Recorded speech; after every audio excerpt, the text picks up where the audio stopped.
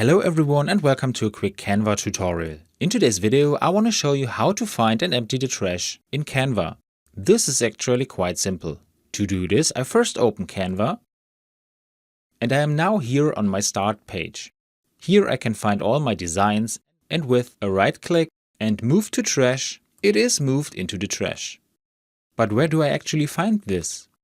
For this it is important that we first have to unfold the bar on the left.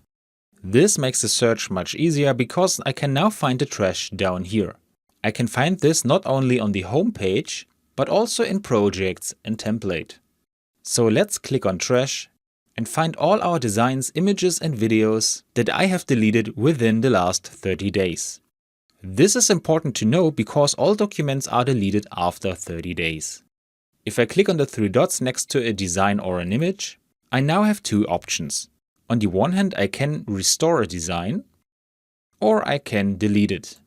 For the deletion, I have to confirm this step again. And that's all you need to know. I hope you enjoyed the video and I will see you again in the next tutorial. Until then, your tutorial guy. Bye.